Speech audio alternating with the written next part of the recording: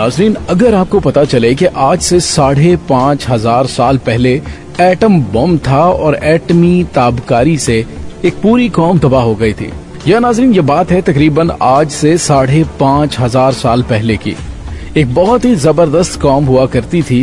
वो लोग साइंस, तरक्की और टेक्नोलॉजी के लिहाज से तरक्कियों की मेराज पर पहुंचे हुए थे। वो पहाड़ों को इस खूबसूरत तरीके से तराश कर मजबूत तरीन महल्लात और तामीरात किया करते थे कि आज की साइंस उनकी अक्लो दानिश पर अश अश कर उठे। वो लोग इस कदर ज़हीन और माहिरीन तामीरात थे कि अल्लाह के मुकाबले में नाउजुबिल्लाह जन्नत बना दिया करते थे। और वो इंतहाई ताकतवर, कदावर और जीनियस थे। लेकिन वो तबाह क्यों हुए? वीडियो की तफसील में जाने से पहले हमारे चैनल तारीख की दुनिया को सब्सक्राइब कर लीजिए और बेल आइकन को जरूर दबा दीजिएगा ताकि हमारी आने वाली वीडियोस सबसे पहले आप तक पहुंच सकें। और कमेंट सेक्शन में अपने ख्यालात का इजहार जरूर किया करें। अगर कोई सजेशन देनी हो तो सजेस्ट भी किया करें, क्योंकि ये आपका चैनल है। आपकी सजेशंस चैनल को बेहतर करने के लिए हमें रिक्वायर्ड रहती है। नाज़रीन, ये कौम इतनी ज्यादा जीनियस थी तो फिर क्या हुआ कि ये अपने दौर की सुपर पावर कहलाने वाली तहजीब तबाह बर्बाद हुई, और वो भी एटमी ताबकारी से। अपने जीनियस होने की वजह से ये कौम उस दौर की सुपर पावर कहलाती थी। अपनी तरक्की, तामीरात और खुसूसियात की वजह से वो सरकश होते गए। वो खुदाए वहदाहू ला शरीक के वजूद के मुनकर हो गए।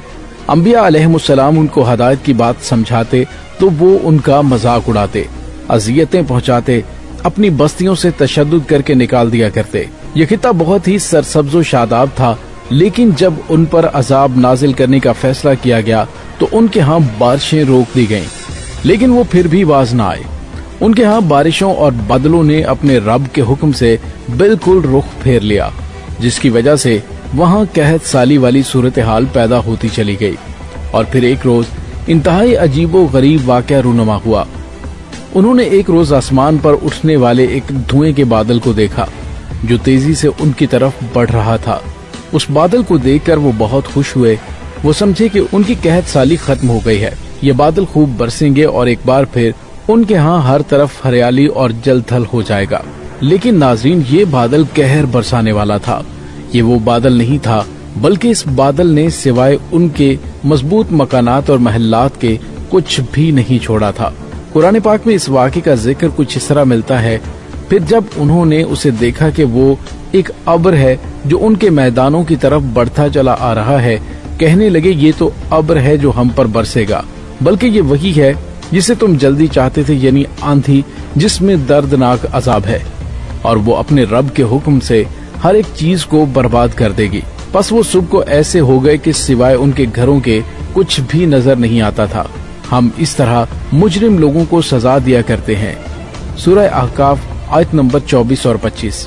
नाज़रीन, वो एक ऐसी तुंदो तेज ताबकारी के असरात वाली हवा थी जिसने हजारों साल गुजरने के बाद भी इस खित्ता जमीन को आबाद नहीं होने दिया था। वहाँ पर किसी नबातात और हरियाली को तो नहीं छोड़ा था और न ही किसी को सलामत रहने दिया था। नाज़रीन, वो हवा जहाँ जहाँ से गुजरती इंसानों के जिस्मों से गोश्त को उतार कर सिर्फ हड्डियों का पिंजरा रहने देती। अब एटमी हमले की तरह इंसानों के जिस्म का गोश्त पिघल कर भाप में तब्दील हो गया। वो हवा ऐसी बांझ कर देने वाली थी जैसे ताबकारी किसी जगह की जमीन को अंदर तक असर करके उसे बांझ कर देती है। सूरह ज़ारियात की आयत नंबर 41 और 42 में है कि किसी चीज को पैदा नहीं होने देती, और जब हमने उन पर बांझ हवा भेजी वो जिस चीज पर से गुजरती उसे बोसीदा हड्डियों की तरह किए बगैर न छोड़ती।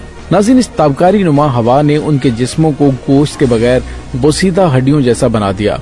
सब कुछ मिट गया, न नखलिस्तान रहे, न खुशनुमा बागात और न ही सब्जा। हर तरफ उड़ती रेत और इंसानी ढांचे रह गए। ये पूरा खित्ता खाली हो गया। आज भी यहाँ दूर दूर तक सिर्फ रेत उड़ती नजर आती है। आज के जमाने में इस खित्ते को रबी खाली के नाम से पुकारा जाता है। नाज़रीन, उसके बाद 4000 साल गुजर गए। एक रोज इसी इलाके से दुनिया के बेहतरीन इंसानों का एक लश्कर गुजरा जिसकी क़यादत कायनात के बेहतरीन इंसान कर रहे थे। लश्कर एक तवील मुसाफिर तय करके आ रहा था। अहले लश्कर ने उस खित्ते में कुछ खंडरात देखे तो वहाँ कुछ देर रुककर आराम करने और खाने पीने का इरादा किया। वहीं एक कुआं भी मौजूद था। अहले लश्कर ने कुएं से पानी लिया, वहाँ कुछ खुश्क लकड़ियाँ इकट्ठी की और उनको जलाकर روٹی اور سالن تیار کرنے لگے۔ جب دو جہاں کے سردار اور لشکر کے قائد کو اس بارے میں پتا چلا تو آپ صلی اللہ علیہ وآلہ وسلم نے اپنے ساتھیوں کو حکم دیا کہ کنویں سے نکالا ہوا پانی، پکائی ہوئی روٹیاں اور تیار شدہ سالن کو ضائع کر دو، اور اس میں سے کچھ بھی مت کھانا نہ ہی پینا۔ جتنی جلدی ہو سکے یہاں سے نکل جاؤ، ورنہ تم سب پر بھی بلا آ سکتی ہے۔ آپ صلی اللہ علیہ وآلہ وسلم نے فرمایا کہ یہاں پر ایک ایسی قوم کو عذاب دیا گیا تھا جو اللہ کی سرکش ہو چکی تھی۔ یہاں کی کسی چیز کو مت استعمال کرنا۔ یہ کھانا جو ایک بڑے لشکر کے لیے تیار کیا گیا تھا بہت بڑی مقدار میں تھا، لیکن آپ صلی اللہ علیہ وآلہ وسلم کے حکم پر سارا ضائع کر دیا گیا۔ یہ آپ صلی اللہ علیہ وآلہ وسلم کا جو علم اللہ تعالیٰ نے عطا فرمایا تھا، آپ نے اس جگہ پر نہ نظر آنے والی وبا یا بلا کا پتہ لگا لیا تھا جو انسانوں کے لیے مہلک تھی۔ قرآن پاک میں اس ہوا کے لیے لفظ ریح العقیم استعمال کیا گیا ہے۔ ریح کا مطلب ہوا اور عقیم بانجھ عورت، مرد یا پھر زمین کو کہا جاتا ہے۔ علماء اکرام اس لفظ بانجھ ہوا کے معنی عرصہ دراز تک تلاش کرتے رہے، لیکن ایسی بانجھ ہوا کے بارے میں نہ جان سکے جو اتنی ہلاکت خیز تھی کہ جسم سے گوشت پگھلا کر ہڈیوں کو بوسیدہ کر دے، اور اس جگہ پر موجود ہر چیز کو ایسا بانجھ کر دے کہ وہاں ہزاروں سال بعد بھی کوئی چیز کچھ نہ پیدا کر سکے۔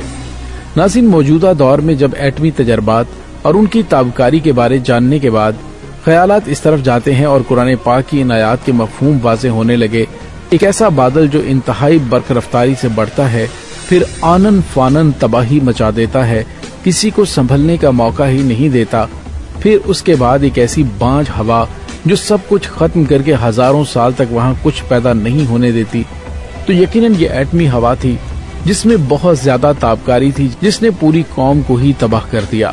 ناظرین، یہ حضرت ہود علیہ السلام کی قوم عاد تھی جس پر بادل کا عذاب اترا تھا۔ پھر سمود علیہ السلام کی قوم سمود پر ایک تیز چنگھاڑ کا عذاب نازل ہوا تھا۔ دونوں کے بارے میں محققین یہی کہتے ہیں کہ یہ ایٹمی تابکاری جیسے عذاب تھے۔ ناظرین، نبی پاک صلی اللہ علیہ وآلہ وسلم نے غزوہ تبوک کے موقع پر وہاں سے کوچ کرنے کا حکم دیا تھا۔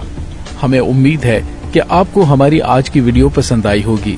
اس کے ساتھ ہی ڈاکٹر علی کو اجازت دیجیے۔ اللہ وارث۔